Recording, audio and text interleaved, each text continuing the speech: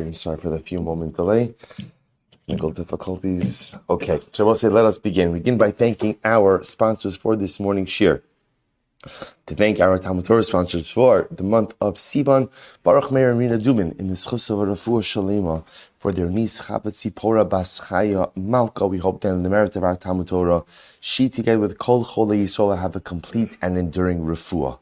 We thank our Daf Yomi sponsor Chaim Rabenstein in memory of Baruch Naftali Ben HaChaver Moshe Zichron Livracha.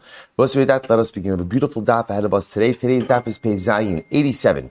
And we are picking up in Meretz Hashem on Pei Vav Amud Beis 86b. We actually left off a couple of lines before the Mishnah. So we left off kind of at the best part of the sugya. We were learning about yesterday the sugya of Ma'aser Rishon and how again that Ma'aser Rishon, originally the property of the Leviim, was then given over to the Kohanim. It's given over to the Kohanim.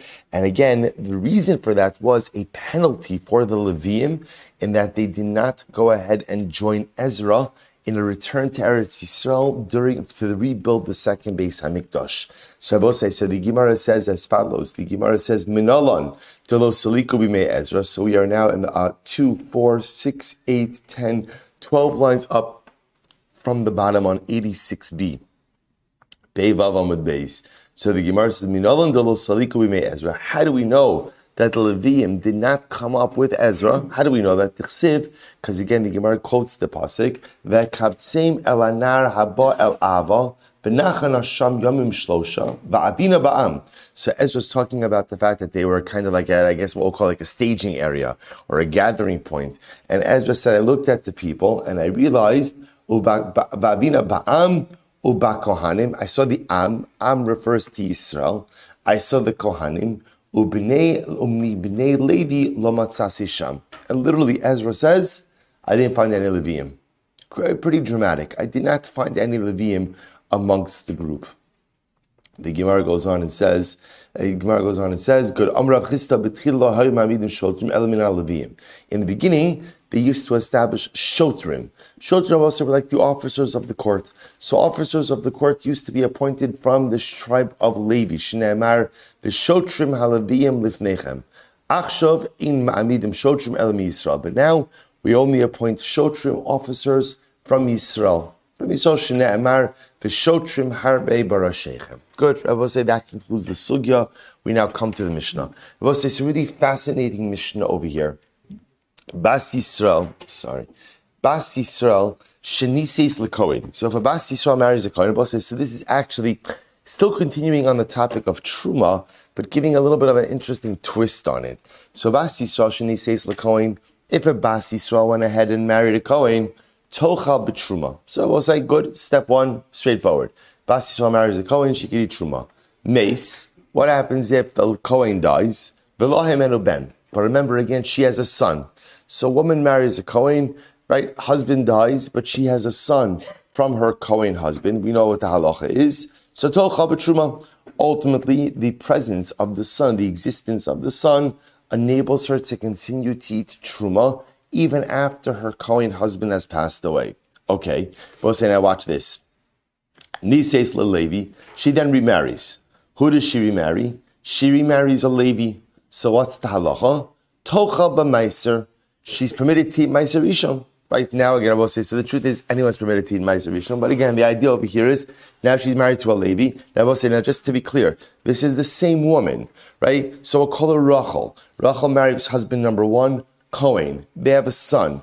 Husband number one dies. She's permitted to continue to eat Truma by dint of the son. Rachel now gets remarried. Mazel tov. She marries a Levi. Once she marries the Levi, I will say, what's the halacha? She can now eat Ma'aser Rishon. What can't she eat? She can't eat Truma. Marriage to a Levi, she can't eat Truma. Fine, tochal b'maiser. Mace. Now we'll say, now what happens?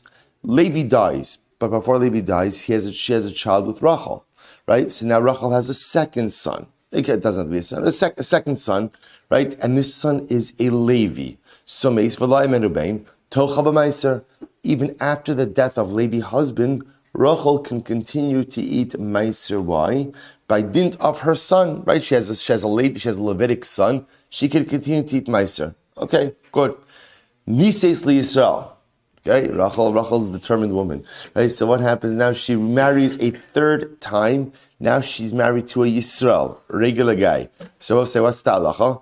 Lo socha b'truma v'lo b'maiser. So we'll say, so again, at this point in time now, she obviously, Mishnah doesn't have to say she can't eat truma, because that's kind of obvious that she can't eat truma. She can't eat truma. She also can't eat meiser, even though she was eating meiser up until this point in time. Now she's married to Yisroel, she can't eat truma, can't eat meiser. So I'll say, so now what happens? She has a child with Yisroel, with Yisroel, and then what happens? Mace, he dies, v'lo yemenu ben, lo socha b'truma v'lo b'meiser. So we'll say now the end of this story is, Rachel's been married 3 times to Cohen, Levi, Yisroel. She has 3 sons, Cohen, Levi, Yisroel. At the end of this story, what is she allowed to eat? What is she allowed to eat? A chulin, right? There's still plenty to eat, don't worry, right? There's still plenty to eat, but she's not allowed to eat truma, and she's not allowed to eat meiser. Now watch this. That's part 1 of the story. Watch this. Meis binami Yisrael. Now we'll say, now what happens? Son number 3 dies, right? That was the son from Yisrael. That's right, son from Yisrael dies. Tochal b'meiser. So we'll say, remember again, if son from Yisrael dies, then what happens? She reverts back to the status of Levi, and she can eat meiser. Meis binami Levi, if her son from Levi dies, tochal b'truma. Because you also remember again, this works backwards as well. So if her son from Levi dies, then she's permitted to eat truma, because remember again, it's obvious. Meis binami Kohen, what happens if her son from Kohen dies? Then in that case, I will say, lo socha b'truma v'lo b'meiser. And then I will say, in that case, again, she's back to square 1. She can't eat truma, she can't eat meiser. Fascinating case. Again, I will say, very intuitive, but just walks us through all the steps. Top of Pei Zayin. So I will say, case number 1 was a Bas Yisrael. Watch this. Case number 2 is a Bas Kohen. So Bas Kohen sheni says li Yisrael. If a Bas Kohen married a Yisrael, so Rabbi will say, what's the halacha? Lo socha b'truma. So Rabbi will say, so now remember, Bas Kohen marries a Yisrael. So as a Bas Kohen, she herself is entitled to eat truma. Now she marries Yisrael. By virtue of her marriage to the Yisrael, no truma. She gives it up, right? Meis v'lo yemenu ben. Suppose this is a reverse case. So watch this. So Bas Kohen marries Yisrael. They have a child. Now what happens? Husband dies. Yisrael husband dies. So we'll say, what's the halacha? Lo socha b'truma. So remember again, the fact that now she has a Yisrael child will prevent her from eating truma even after the death of her husband. I will say, remember again, normally, if you have a Bas Kohen who marries a Yisrael and she is widowed or divorced, then halacha l'maaseh she goes back to her father's home, could continue to eat truma. We're going to see this in the Gemara. Now, because she has a son with Yisrael, she has a son with her Yisrael, she has a son with her Yisrael husband. Once he dies, her son is still there, can't eat truma. Good. Nises leLevi. So I will say, what happens now? She goes ahead and she gets married to the Levi. Tochal b'meiser. Ultimately, again, she could eat meiser. Fine, she's married to a Levi. So we'll say, what happens? Again, has a son with Levi. Meis v'lo yemenu ben. So now Levi dies, but leaves behind the child. Tochal b'meiser. Ultimately, again, she's permitted to eat meiser by virtue, by dint of the son. Nises leKohen. Rabbi say now third marriage. So again, Rabbi say in case number 2 of the Bas Kohen, the order of the marriages are reversed because those are the more dramatic cases. Husband number 3 is a Kohen. Tochal b'truma. She's permitted to eat truma. Meis v'lo yemenu ben. What happens if he dies? Right, but before he died, they had a child, and so now what's the halacha? Tochal b'truma. Ultimately, again, she can continue to eat truma. So we'll say, so it's just the reverse case.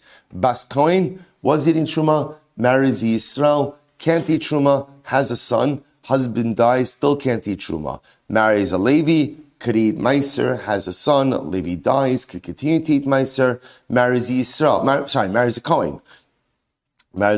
Could eat truma, has a son, Kohen dies, could continue to eat truma. Beautiful. Now I both say, now the unraveling.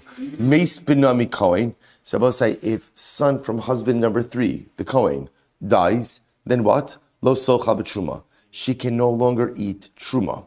Meis binami Levi. If her son from the Levi dies, lo socha b'meiser. She can't eat meiser. Meis Binami Yisrael. Then I will say, here's the dramatic piece. If her first son, right, the son she had from Yisrael, if he dies, what? Chozeres lebeis aviha. Then I will remember again, this is a Bas Kohen. So she reverts back to her original status. What's her original status? Going back to her father's home, which enables her to what? Eat Truma. Al zen ne'emar v'shava al beis aviha kinu areha. Milechem beis avia tochal. So we'll say, as the pasuk says, she will return back to her father's home, kinu areha, like her youth. Milechem avia tochal. She will eat from the bread of her father's home. So we'll say, fascinating case. So again, two constructs. Bas Yisrael, who marries Kohen Levi Yisrael. Bas Kohen, who marries Levi Yisrael Kohen. Okay, so the effect of the marriages on her, right? The effect of having children with each of these men, and then unfortunately, Rahman al-Islam, the effect of the death of the husbands, and then the death of the children in the reverse order. Good, straightforward Mishnah. Says the Gemara, but let's analyze. Meis binami levi tocha b'truma, the hadra achla, mishum namila. So we'll say, now let's go back for just a moment. The Mishnah is focusing on the first case, right? First case, which is the Bas Yisrael. So we'll say, so remember again, let's fast forward a little bit. So Bas Yisrael, she marries Kohen Levi Yisrael. She marries Kohen Levi Yisrael, has a son with each of them. Then when the sons die, what happens? Meis binami Levi, when her son from the Levi dies, she's left with one son, right? Who's the one son? Kohen's son. And halacha l'maisa, she can now continue to eat truma. So the Gemara says, the hadra da'achla mishum binami nalan. People say, where do we know this concept that a woman is entitled to eat truma because of her Kohen's son? Right? Remember again, the woman herself is a Bas Yisrael. How do I know that she is entitled to continue to eat truma because of her Kohanic son? Rabbi Abba Barav. So the Gemara says, Bas Ubas. So this is actually very interesting. So the pasuk that the Gemara is mentioning over here is the pasuk of Ubas Kohen Kisya Liish Zar. So what's the name of Bas Kohen? If she marries a non-Kohen, she cannot eat consecrated or sanctified items. So the Gemara darshan is like this. Bas means daughter. Ubas, the Gemara is darshaning the vav is extra. And it teaches us that there's another kind of child that could also help with the truma consumption process. Who is that other kind of child? Who is that other kind of child? If a Bas Yisrael has a child from a Kohen, look at Rashi for just a moment. Bas Ubas. So first of all, look at Rashi for just a moment. Minalon, tizara ha'ocheles b'shvil b'na, v'niseis lezar umeis shechozeres v'ocheles. So I will say, so again, remember, this is actually very interesting. The idea over here is, we're asking actually something a bit more nuanced. It's not just the pshat of how do I know that a woman could eat truma by virtue of her child from a Kohen. What we're asking over here is like this. How do I know that halacha l'maisa, if you have a Bas Yisrael who married a Kohen, had a kid, was eating truma, then married a non-Kohen, lost the ability to eat truma, then was, let's say, widowed from the Yisrael husband, that she can go back and eat truma as a result of her child. Again, look at that Rashi. Minalan tizara ha'ocheles b'shvil b'na. You have a Bas Yisrael who is eating truma because of her Kohanic son. V'niseis lazar. Then she married a non-Kohen, umeis, and he died. Shechozeres v'ocheles. That she can go back. Because we both say there's two pieces over here. The idea that a Bas Yisrael who marries a Kohen, remember you're going to both say, when a Bas Yisrael marries a Kohen, step one is that she eats truma because of her husband. Step two is that she continues to eat truma even if her husband is dead, as long as what?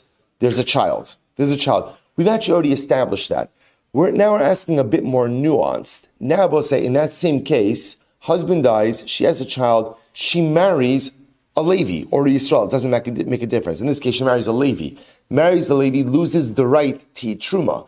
Now what I'm introduced to is Levi dies, let's Let's assume for a moment, Rabbi say, let's assume right now there's no child from the Levi. Levi dies, she goes back to eating truma. Remember, the Mishnah's case is more convoluted, right? She has a child with Levi, she has a child with Yisroel, child from Yisroel dies, child from Levi dies, but skipping all of that, how do I know that Allah Chalamaysa, when the non-Kohen husband dies, she goes back to eating truma? So I'll say that's in the Gemara. So look at Rashi, bas ubas Kohen kisya amana ugrusha. So watch this. So the Gemara says, Kid Rabbi Akiva, the Darish Vavi. We'll say Rabbi Akiva darshans Vavs. Right? Rabbi Akiva in general darshans Vavs throughout Shas. So the idea over here that Rabbi Akiva sees the Ubas. So the Ubas teaches me that there is another case of a child, another case of a bas or a ben, who allows the mother to consume truma. What's that case? That's the case of where there is a Kohanic child, even though the mother subsequently marries someone else, a non-Kohen, was widowed, the existence of the Kohanic child then allows her to resume truma consumption. Va'afilu teimu Rabbanan, we'll say the truth is, even the Rabbanan who don't normally go ahead and darshan vavin, they also will agree. Why? Because kula ubas kra yiseruhu. We'll say the truth is, this entire pasuk is extraneous, and because it's extraneous, therefore it could be used for a drasha. And the drasha of the pasuk is that even if the woman remarried after the death of her Kohanic husband, once her second husband dies, the presence or the existence of the Kohen child allows her to continue to eat truma. So I will say, this is a really incredible. So this is the nuanced halacha. This is the chiddush of the Mishnah. As much as we said the Mishnah was straightforward, the chiddush of the Mishnah, I will say, was I would have thought that when a woman marries a Kohen, she eats truma. Good, everyone agrees. She has a child from the Kohen, and Kohen dies. She continues to eat truma. No disagreement there. What's the chiddush? The chiddush is now she marries a Levi, no longer can eat truma. The chiddush is that when Levi dies, she can go back to eating truma. That's the chiddush of Moshe. Because I would have thought, look, once you're out, you're out. That would have been, and again, logical havamina. Kamash malon, no. Once Levi dies again, and Levi's kid dies, or there's no kid from Levi, she goes. In other words, once she's back in her state where it's only her and her Kohanic child, even though she's been married a number of times subsequent, she can go back to eat truma. That's the chiddush. Where do I learn it out from? The phrase ubas, either I'm darshaning the vav or the entire pasuk. Beautiful. So we'll say, let's go back to Tan Rabbanon. Kishi chozeres. Now we'll say, now watch this. When she goes back, now we'll say, now this is talking about a different kind of situation. This is talking about halacha lamaisa. Back in that same pasuk, ubas kohen kisiya almano grusha. Supposed to say the pasuk that we're talking about over here is a bas kohen who gets married. Or she gets married, and let's say she marries the Yisroel or a Levi for that matter. And then what happens? She's widowed or divorced. She has no children from her marriage. So the Torah says, "V'shava al beis avia kinuarel." She goes back to her father's home, like her youth. And what happens? Milechem avia tochal. She could eat from the bread of her father's home. V'chol zar lo yochal. Good. So we'll say. So now here's what's interesting. When she goes back to her father's home, so Bas Kohen now goes back home, which means she could eat like the rest of our Kohanic family. Listen to this. Kishi chozeres l'truma ve'enu chozeres l'chazei b'shok. Fascinating. She can go back and she could eat truma. What can she eat? The chazei and shok. So as I remember again, a Kohen gets the chest and the foreleg of an animal. Right? So you shecht an animal, the Kohen gets the chazei b'shok. So now what we're saying is this girl, this woman, when she comes back to her father's home, she doesn't get to eat everything. She gets to eat truma, but she does not get chazei b'shok. Okay, why not? How do you know that? In other words, Rabbi say in general, we kind of treat matnos kahuna the same. So how do you know that she doesn't eat chazei b'shok? So Rabbi say, listen to this. Amrav Chisda Amravina Bar Shila Mikra, he b'trumas hakadashim lo sochal. Because Rabbi say the pasuk says, she shall not eat of the trumas hakadashim. Okay, so b'muram min hakadashim lo sochal. She can't eat that which is separated from consecrated items. So the chazei v'shok, right, which is a sacrificial part, that she can't eat. She can't eat that. So the Gemara says, Rav Nachman Amar Baravua milechem v'lo kol lechem. This is very interesting. The pasuk says she can go back to her father's home and she can eat milechem, from the bread. Milechem teaches me what? From the bread and not all of the bread, which means some of the Kohanic portions, but not all of the Kohanic portions. So prat lechazei v'shok teaches me that she can eat truma, but she can't eat chazei v'shok. Maskif l'rayim barchamo ema prat lahafaras nedarim. Maybe not. In other words, we'll say, here's what I know, right? What is the Torah trying to convey to me? That when she goes back to her father's home, as much as there's a resumption of certain things, not everything goes back to the way it was. Right? That's what we're analyzing over here. We'll say, not everything goes back to the way that it was. So we suggested that maybe what it means is she could eat truma, can't eat chazei v'shok. Maybe not. Maybe it means that when she goes back to her father's home, ultimately what? Father doesn't have the ability to annul her vows. We'll say, by the way, what a profound Musar Haskell in this, right? What the Gemara is highlighting over here is that often in life there are events that change relationships. And when those events occur, what we want more than anything is for our relationships to go back to what they were prior to the event. And I would say, it's ma'asim b'chol yom, right? It happens all the time in Shalom Bayis, right? The couple has a significant falling out or a significant issue over something. And then again, Baruch Hashem, they're able to reconcile. And there's that desire of like, Chadei Shamenu Kikedem. Let's go back. And I will say the interesting part about relationships is where there is a trauma or there is a dramatic change, you cannot put things back to what they were prior to the event. It's an important yesod because often people are frustrated because they want to reclaim what was. It doesn't work. By the way, it's not just true in marriage. It's true in friendships. It's true in many different relationships. When there is a fissure in the relationship, when there is a breakage, when there's a stress or a trauma, you could rebuild and you could repair, but the relationship often becomes something different. And by the way, that's not bad. It's not bad. It's just different. It's just different. And sometimes it can become better. Sometimes it can become stronger. But again, sometimes that desire to make it what it was often becomes an exercise in futility and frustration. And such an incredible yisod. That's what the Gemara is saying over here. This girl was a Bas Kohen, right? She goes back to her father's home. So like the Havamina is, she goes back, and what's the relationship like? What's the relationship like? Like what it was before. No, there's nothing in life like that goes back exactly to what it was before. I will say, by the way, if you think about this, someone once mentioned this to me.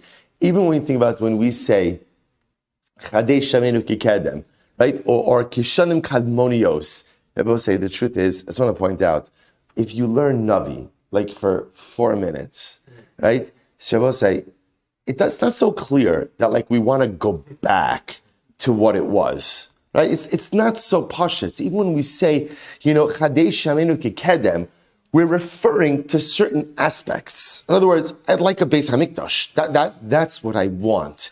I'd like a Davidic king, right? I'd like Jewish unity. I'm not saying take me back to what, because the truth is often what wasn't exactly so great, and the truth is what was can't really be replicated. So the Havamina here is ultimately she goes back to what was. Kamashma, no. Something's going to be different. So what's different? So let's listen to this. No.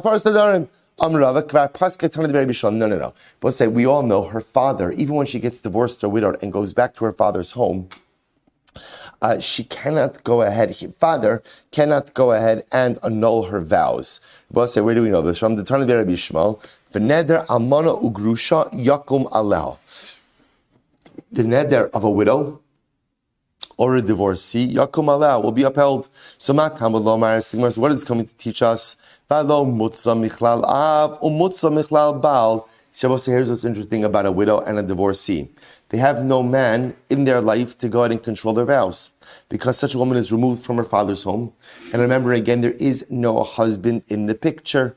To which the Gemara says, Ella harishem masra av l'shluchei habal. Listen to this. For example, let's say once the father hands over his daughter to the agents of the husband. Let's say a father's marrying off his daughter, and ultimately there are shluchim, there are agents of the husband who are coming to take her to the chuppah. So once father hands her off to the shluchei habal, O shemasu shluchei av l'shluchei abal. And I will say, or for that matter again, father's agents hand her off to husband's agents. V'nis armala onis garsha baderech. And let's say, Rabosai, she is widowed or divorced on the road. Hey, so the Gemara says, Heichani koriba beis avia shalzu, o beis baila shalzu, elalomer lecha, kevan shiyatza sha'achas mirashos ha'av, shuv eno yachal lahaver. So Rabosai, the Gemara is saying, it's obvious that when she's widowed or divorced, and it says she goes back to her father's home, it's obvious that does not mean for vow annulment purposes. Why? Because the moment a girl leaves her father's domain, even before she enters her husband's home, Lemaisa, he has lost the ability to annul her vows. And once you lose that ability, that right never returns. So Rav Safra Amar, so therefore again, remember, what do we focus on over here? We're focused on the statement of the Braisa that says that halacha lemaisa, when a woman, a bas Kohen, is widowed or divorced and goes back to her father's home, she can eat truma. What can't she eat? Chazeh v'shok. And we're just trying to figure out exactly where do we know that from? Where do you know that from? So the Gemara says, Rav Safra Amar milechem avia tochal. So also the pasuk says, from the lechem of her father's home she'll eat lechem below basar. That's a pretty straightforward drasha. Right? The pasuk says explicitly, she will eat from the lechem. What doesn't she eat from the lechem? Truma. What isn't lechem? What isn't lechem? And that's an open-ended question, right? What isn't lechem? Basar. So therefore, again, she doesn't eat chazeh v'shok. Rapabar mi lechem avia tochal lechem hakanoi la'avia. What kind of lechem does she eat? Rabbi say the kind of lechem that is acquired by her father. Rabbi say what does that mean? Truma. Rabbi say truma is property of who? Property of who? The Kohen. So Rabbi say it says mi lechem avia tochal, from the lechem of her father, which means she eats from that which belongs to her father. Truma belongs to a Kohen. Chazeh prat lechazeh v'shok t'mishulchan gavoaz kazachu. What's actually very interesting? Chazeh v'shok is fascinating. Is not considered to be the property of the Kohen. Isn't that interesting? Chazeh v'shok is considered to be the property of HaKadosh Baruch Hu, and the Ribono Shel Olam allows the Kohanim to eat at his table, which we'll say is such a beautiful, beautiful idea. So there are certain matnos kahuna, there are certain Kohanic gifts which become the property of the Kohen, right? It's the Kohen's property, Truma. And then there are certain things which the Kohen is permitted to consume, but Lamaisa, he doesn't have ownership over them. Rather, he's an invited guest of the Ribono Shel Olam. The example of that, Chazeh v'shok. So what is Bas Kohen permitted to eat when she returns to her husband's home, father's home? From that which her father owns, i.e., Truma. What can't she eat? Chazeh v'shok. Incredible. V'rava amar ves chazeh atnufa v'shok truma tochelu ato uvanecha uvanosecha itcha. So the pasuk says, when talking about the chazeh v'shok, the Torah says you could eat it, your son could eat it, your daughter could eat it, with you. Bisman she'itach. Ultimately, again, the halacha is, when can your daughter eat it with you? When she is with you. But once she has left the home and no longer lives with you, even if she comes back, she cannot eat the chazeh v'shok. Incredible. So the Gemara says as follows: Amar Avad bar Abba Tana ki she chozeres labeis aviha chozeres latruma ve'eno chozeres lechazeh v'shok. So Avad bar Abba says this as a declarative statement as well, that halacha l'maisa, when she returns to her father's home, she can eat truma, but she can't eat chazeh v'shok. The Gemara says b'shvil bina chozeres af lechazeh v'shok. Oh, this is interesting. So Shabbos say, now watch this. What we've established, and pretty much everyone agrees with this concept, is halacha l'maisa, when a woman, right, Bas Kohen gets married to a Yisroel, right, she gets divorced or widowed, no children, halacha l'maisa, she comes back to her father's home, she could eat truma, she can't eat chazeh v'shok. Everyone's agreeing with that. I will say, watch this next case. In this next case over here, let's say a Bas, it doesn't really matter, a Bas Yisrael or a Bas Kohen for that matter, marries a Kohen, they have a child. So the presence of the child allows the woman to what? Eat truma, but not only that, ultimately, again, b'shvil b'na, chozeres af lechazeh v'shok. If she has a child, the child enables her to eat chazay v'shok as well. Fascinating. So the Gemara says, Azal Rav Mordechai Amr l'shmaita kamed Rav Ashi. When Rav Mordechai came along and he said over this ruling in front of Rav Ashi, Amr mehecha kamis rabya. Where do you know this from?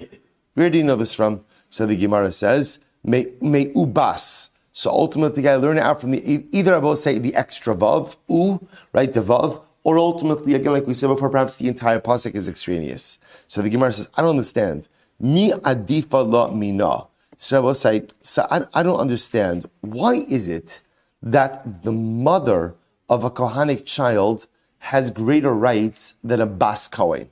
Right? Remember again, what did we just establish? The mother of a Kohanic child can not only continue to eat truma, what else could she continue to eat? Right? Chazay v'shok. Yet a Bas Kohen, who's widowed or divorced, returns back to her father's home, she could eat truma, but she can't eat chazay v'shok. Why? I will say, and by the way, I can even make a stronger, the reason why it's strange because their entitlements should technically be the same. Also remember, it's also strange because the mother of a Kohen may not be what? May not be a Bas Kohen herself. She could be Yisroelis, and yet she could eat chazay v'shok. And yet a Bas Kohen, who is originally part of a Kohanic family, when she returns, can only eat truma, can't eat chazay v'shok. To which the Gemara says it's simple. Hasam ksivi mi'ute, hachalok ksivi mi'ute. In the case of the Bas Kohen, I will say there are certain exclusionary phrases that are written or words. In the case of the mother of the Kohen, there is no such exclusion. Okay, so therefore I will say bottom line halacha l'maisa comes out of the sugya, which is really interesting, that if a Bas Kohen is widowed or divorced and goes back to her father's home, she could eat truma, she can't eat chazay v'shok. However, again, if she has, but the mother of a Kohanic child, ultimately, again, could continue to eat truma as a result of her son, and could also eat chazay v'shok. Incredible. Let's go weiter. Bas Kohen shenises li Yisroel. So we'll say, remember again, now the second case in the Mishnah, or the Seiya, called the second framework of the Mishnah, was a Bas Kohen who married a Yisroel. So we'll say, remember again, this was just the opposite construct of the first case. Says the Matar Rabbanan, V'shava al beis aviha, she shall return to her father's home. Prat l'shomeres yavam. So Rabbi says, remember again, the Torah says that if a Bas Kohen, right, is widowed or divorced, she could return to her father's home. Now we've established that the nature of that return to her father's home is what? That halacha l'maisa, she can go ahead and eat truma, fine, can't eat chazay v'shok. That's what we've established. Rabbi says there are going to be certain exceptions where even if a Bas Kohen is widowed or divorced, she could physically go back to her father's home, but halacha l'maisa, she does not get the rights of her father's home just yet. For example, v'shaval beis aviyah, prat l'shomeres yavam. So I will say, watch this. Let's say you have a Bas Kohen. Her husband died without children, and there are surviving brothers. She's waiting for yibum or chalitza. While she's a shomeres yavam waiting for yibum or chalitza, she quote unquote doesn't return to her father's home. So she does not have a resumption of those Kohanic rights. Kinu areha, like her youth, prat le'meuberes. Another exception, if she's pregnant. Let's say she's pregnant with her now deceased husband's child. The pregnancy prevents her from returning back to her home. Valo dinhu, the Gemara says, I don't understand. Let's make a kavachomer. Uma b'makom shelo asav vlad min harishon kid vlad min hashin lepocha min hayibum. But in a situation where we don't make the offspring of the first husband, we don't say that the offspring of the first husband is like the offspring of the second husband to exempt her from yibum. Now, what does that mean? Take a look at Rashi over here. Rashi's in the wide lines. Third wide line down. Valo dinhu. We'll say, watch this. But lama likra, uma b'makom shelo asav vlad min harishon kid vlad min hasheni. We'll say now in a situation where we didn't make the child of the first husband like the child of the second husband. What does that mean? Meaning, nises le'echad v'yaldalo. We'll say, watch this. Right, Bas Kohen marries her husband, has a child, umes, and then ultimately again he dies. V'nises la'achar umes below banim. And I will say, now what happens? So we'll say this is a different kind of case. So watch this. Rachel marries Kohen. We'll just go with this case. Right? Rachel's Bas Kohen, she marries Yisroel. Okay, she has a child with Yisroel. Yisroel dies. She then goes and marries Levi. It doesn't have to be this case for the illustration, but we'll just keep the illustrations the same. We'll say now she marries Levi. Watch this. Levi dies. Levi dies without children. Is Rachel subject to Yibum? Yes. Why? Because Levi died without children. Also remember again, the din of Yibum has nothing to do with whether or not Rachel has children, but has everything to do with whether or not the deceased husband has children. So even though in this case it's interesting, Rachel, who has a child from husband number 1, will still be subject to Yibum because husband number 2 died without children. So we'll say that's the meaning of the phrase over here. Listen to this. So the Gemara says, follow dinhu. In a situation where offspring of the first husband does not count for offspring of the second husband, right? When husband number 2 dies without children, even though Rachel has a son from husband number 1, she is going to be subject to Yibum. Asa ubar ki yilud. Yet Rabbi say in that same case, we will make, if she's pregnant, that is equivalent to going ahead and having a baby, which means what Rabbi say, that halacha l'maisa, if she's pregnant from husband number 2, that is going to preclude her return back to her father's home for all types of rights. Makom she'asa vlad min harishon kid vlad min hasheni leposla min hatruma. Then ultimately, and I will say, in a situation where offspring from the first husband will count in a second marriage, i.e., to preclude her from eating truma, as we've seen before, Einodin shenasa uber ki yilud. Ultimately, again, certainly being pregnant should have the equivalent of having a child as well. So I will say, to which the Gemara says, no. Mali asa uber ki yilud le'inyin yibum. I will say that's different. In other words, because we're going ahead and treating the uber pregnancy like as if she had a child regarding yibum, shari asa mesim kechayim. Because I will say Yibum is different. Why is Yibum different in general? Because by Yibum we treat the dead like they are alive. What does that mean? Take a look at Rashi. Third line out from the bottom. Le'inyan Yibum as shari asa mesim kechayim meis baila va'achakach meis bina hari karbose. We're going to talk about this today, and this is absolutely riveting. Watch this. What does it mean that by Yibum we treat the dead like they're living? Let me give you a simple case. Rachel is married to Ruvain. They have a son. Ruvain dies. Obligation of Yibum? No. Let's say son dies. Rabbi say, now what? Is there a retroactive obligation of Yibum? Now, at the end of the day, Ruvain died, and he died without children. So Rabbi say, the Gemara says, no, although we're going to challenge that fact in just a moment. But Lamai says, no, so Rabbi say, that's what it means when we say that by Yibum, shari asa mesim kechayim. The dead are like they are alive, which means that even if Ruvain's son dies, now again, obviously, if Ruvain's son died before Ruvain, that's a different discussion. But assuming Ruvain dies, his son outlives him, and the son dies a year later, there's still no din of Yibum. Asa mesim kechayim. So the Gemara goes back there. I'm sorry. Let me just finish. So, Mali asa uber kilo le'inyan yibum shari yibum. Le'inyan yibum shari asa mesim kechayim naase uber ki yilud le'inyan truma shelo asa mesim kechayim. Should we go ahead and treat the pregnancy as if she had birthed a child by truma? Because the truma Rabbi say we don't count the dead as if they are alive. Talmud lomar kinu arha prat lemeuberes. Therefore, Rabbi say we do need the pasuk ultimately again to teach us kinu arha, like her youth, which means that if the Bas Kohen is pregnant, she is not able to go back to her father's home and go ahead and resume having all of those rights. And I will say the truth is, we need both of these exceptions. We need to go ahead and teach the case of Me'uberes and the case of no children. Why? Because if it would have said she doesn't have children, I would have thought like this. The Gemara says, Meikara chad gufa, in the beginning, when she was living in her father's home, it was one body. In other words, she was without child, it was one body. V'hashta tre gufi, but now ultimately again, there are two bodies.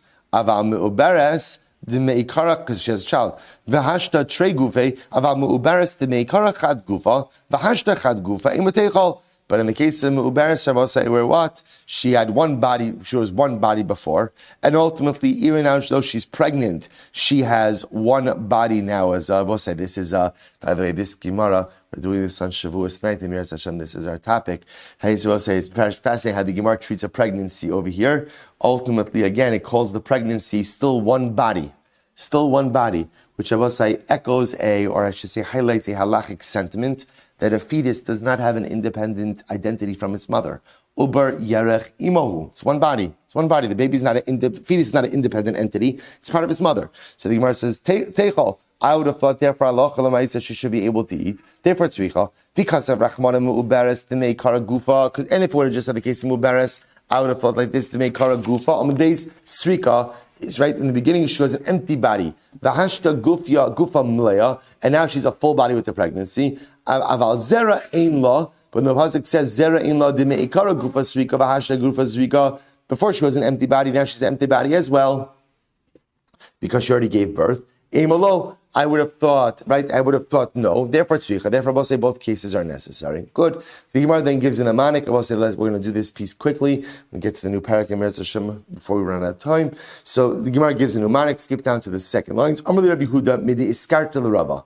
Lo naasa mesim kechaim le'inyim mekavachomer. We'll say let's go back for just a moment. Remember I mentioned this before. The chiddush, not the chiddush, but the interesting idea or the interesting formulation by Yibum is by Yibum, we make the dead like they are living. How do you accomplish that? Only Kodesh Baruch Hu do Tchias Mesim. The idea over here is that Allah Chalamaisa, for Yibum, all we need is that at the time that the husband died, there was living offspring.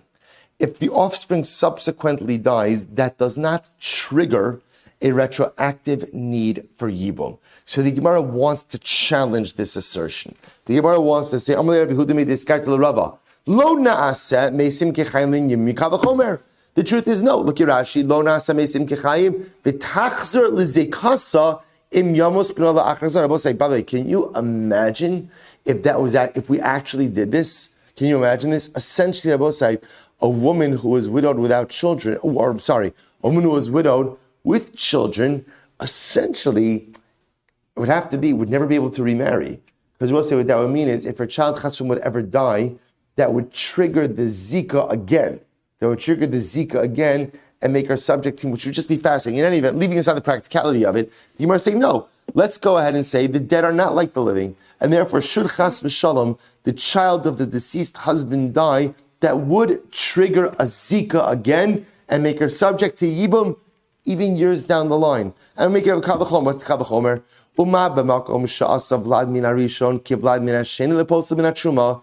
Rabbi was saying in a situation where offspring from the first husband, right, becomes like offspring of the second husband to pass her from truma. Rabbi will say what that means is that halacha l'maisa, that offspring from a first marriage will have an impact even during a second marriage, as we've seen that halacha l'maisa will say. Remember again, she has a child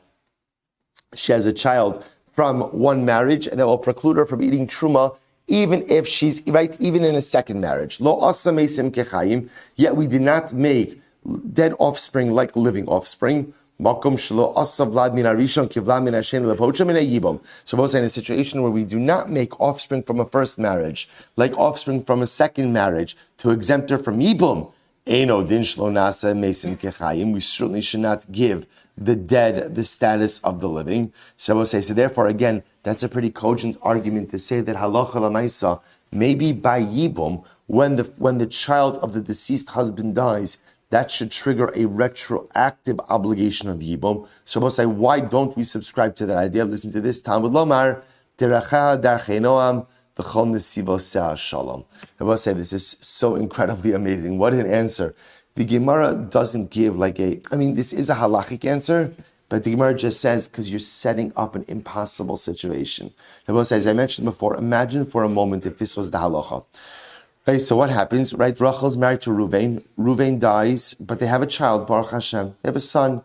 So what happens? Rachel now wants to go on with her life. So imagine for a moment now, if the halacha was that the dead are not treated like the living, which means that now if son dies at some point, that will trigger a retroactive obligation, that will trigger retroactive zika and require her to go ahead and do yibum. Now we'll say, what would be her marital prospects in such a situation? What would be marital prospects?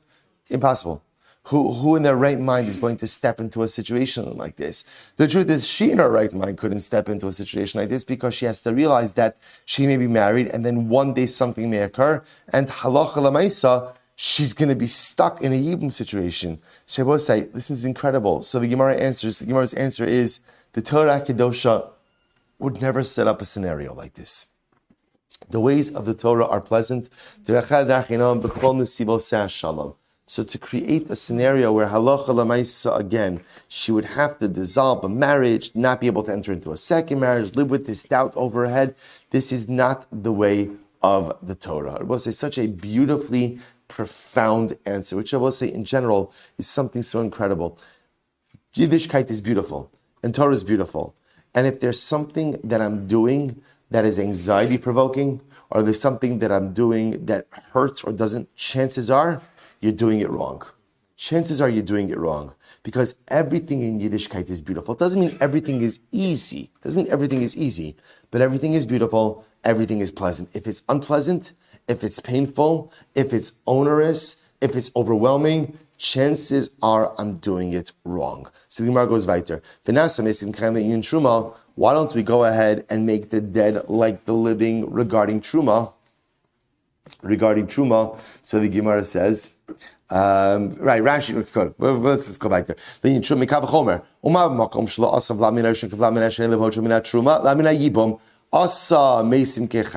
Shabbos say, listen to this. In a situation where we don't make the offspring from the first husband like offspring from the second husband to exempt her from yibum, nevertheless, asa meisim kechayim, in a yibum situation, we treat, quote unquote, the dead like the living. In a situation where we make the offspring of the first husband like the offspring of the second husband, i.e., the presence of that offspring from the first marriage will preclude her from eating truma. Certainly, again, Kavachomer should make in that case the dead should be accorded the status of the living. Tamalomar v'zera ein law. Because the pasuk says she doesn't have offspring, and in this case she literally doesn't have offspring. V'nasa vlad min arishon kivlad min hasheni le'inyin yibum. Rabbi says is actually very interesting. Why don't we make the offspring of the first husband like the offspring of the second husband regarding yibum? Mikav v'chomer. Rabbi say, what does that mean? Uma b'makom shelo asa meisim kechaim le'inyin truma asa vlad min arishon kivlad min hasheni. So Rabbi say in a situation where we do not make the dead like the living, right? Regarding truma. Nevertheless, we go ahead and we say the child from the first marriage does have an impact on the second marriage. In a situation where we do treat the dead like the living, i.e. regarding yibum, we certainly should make the offspring of the first husband like this offspring of the second husband. Talmud ubein ein lo v'ha ein lo. Good. The truma. Shabbos say, why don't we say that the offspring of the first marriage shouldn't have an impact on the second marriage? From a kavachomer, ma b'makom shasa meisim kechayim lepotra min hayibum lo asav la min hashon kavla min hasheni. Shabbos say, listen to this. In a situation where ma b'makom shasa, right, we make the dead like the living in order to exempt her from yibum. Yet, still in that case, we don't treat the offspring of the first marriage like offspring of the second marriage. Ultimately, again, in a situation where we don't accord the dead status of the living regarding truma, then you certainly should not go to make the offspring of the first marriage like the offspring of the second marriage. Talmud lomar ein la v'hayeshla. So I will say again, so going through all the variations, but I just want to point out the beautiful part of this is that the halacha is as we espoused in the Mishnah. The add-on pieces, Rabbi say, are three major add-on pieces. Number one, when a bas kohen is widowed or divorced without children, she goes back to her father's home for truma, but not for chazei v'shok. Contrast that with a mother of a kohanic child, who after the death of her husband is able to go ahead and continue to teach truma, as well as chazei v'shok. Now, I will say the other piece that we have seen is that halacha l'maisa, if a bas kohen is widowed, she does go back to her father's home. However, not if she's pregnant, and not if she's a shomeres yavam. Then we have to wait ultimately again for the resolution of these situations to see what our ultimate status is. One more piece of Osai, that by Yibum we've established this concept of mesim kechayim. Incredible. What a statement. That by Yibum the dead are like the living. Namely, that as long as there is a living child at the time of the death of the husband, the wife is exempt from Yibum. And even if offspring subsequently dies, there is no retroactive zika that is activated. Why not? Why not? Hadrin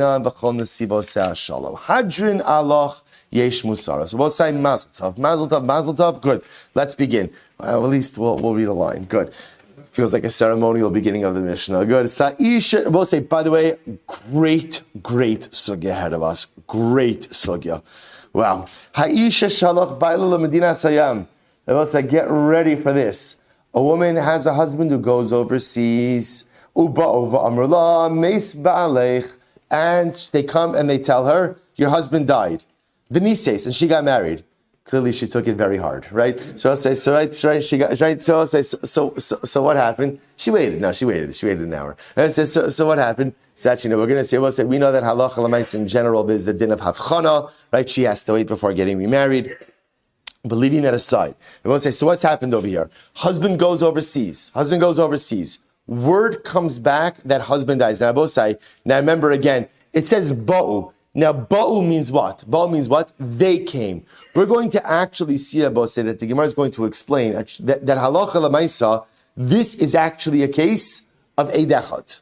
This is a case of one witness coming along and going ahead, halacha l'maisa, and telling her, your husband died. So I will say, all right, we'll stop over here for today. And Mir says, okay, good, I gave you the teaser. I'll pick up with the Mishnah tomorrow. Shkoyach. Oof, all right.